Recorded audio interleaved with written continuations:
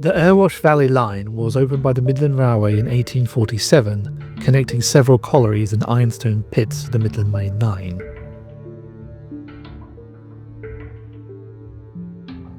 Control of the line was taken over by the London, Midland and Scottish Railways in 1923, following the grouping of 1921, and then was itself taken over by British Railways in 1948, and was still in control of the line running into the 1960s.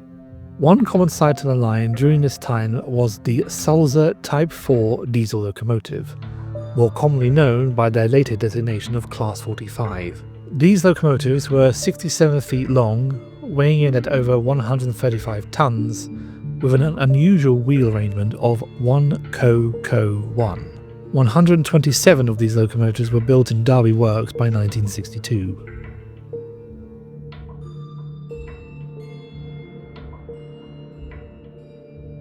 In the early hours of the 6th of December 1963, two goods trains were due to pass the village of Stanton Gate.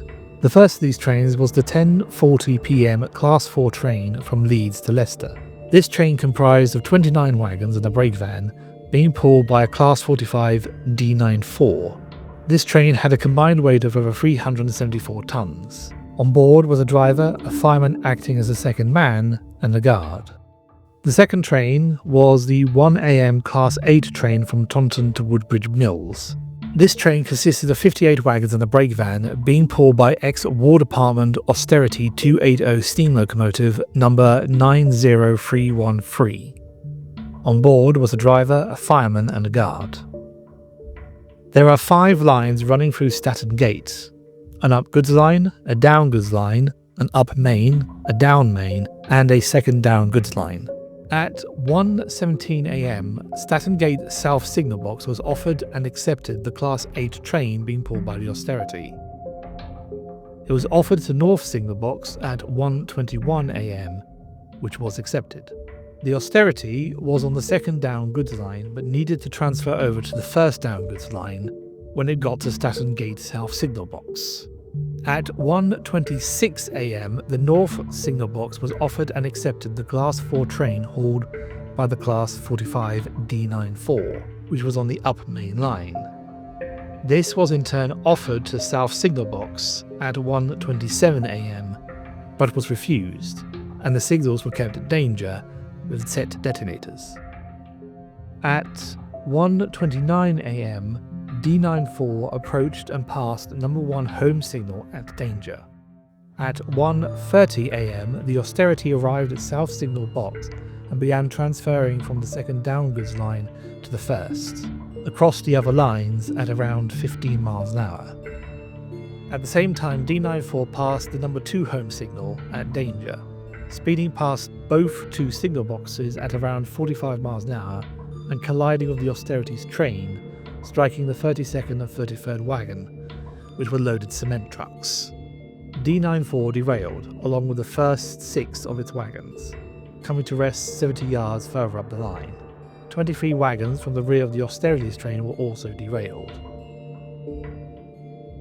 Driver D.C. Vincent and acting second man fireman R. Carter were both killed in the collision.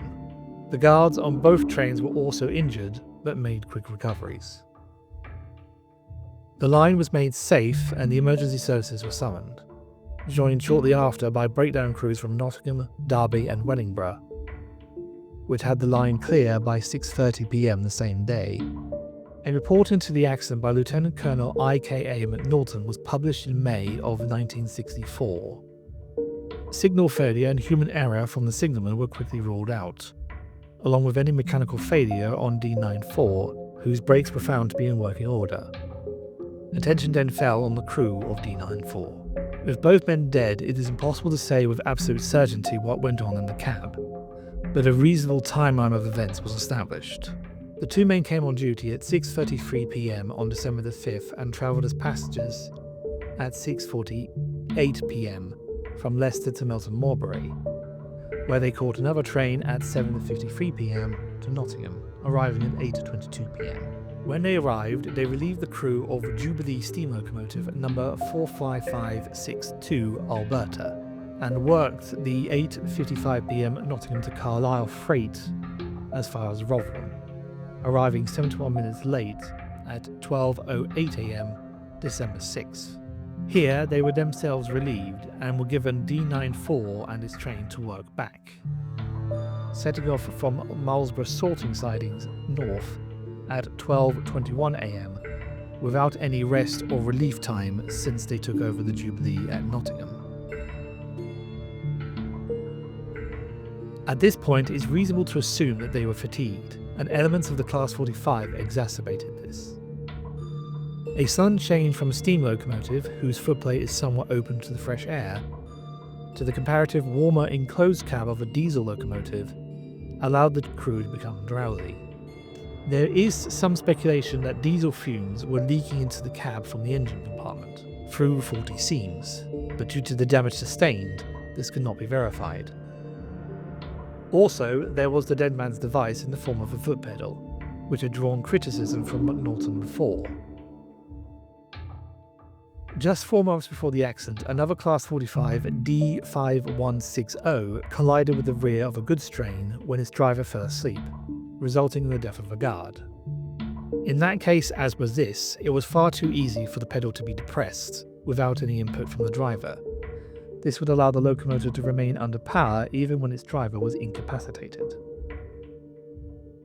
Adding to this fact was that AWS was not yet provided for this section of the line, which would have alerted the driver to the approaching signals or automatically applied the brakes if he didn't react.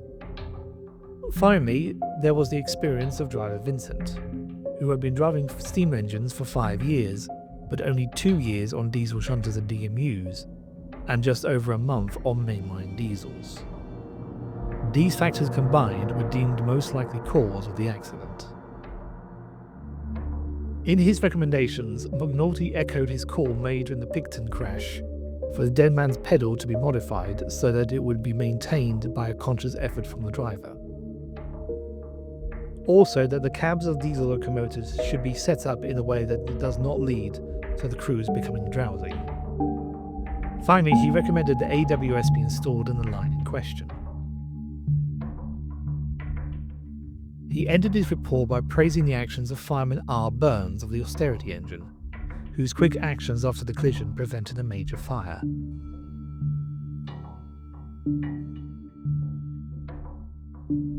D94 was repaired and put back into service, being renumbered in 1973 to 45114. She would remain in disguise until being withdrawn in February of 1987. After being stripped for parts, she was taken to Glasgow, where she was scrapped in February of 1994.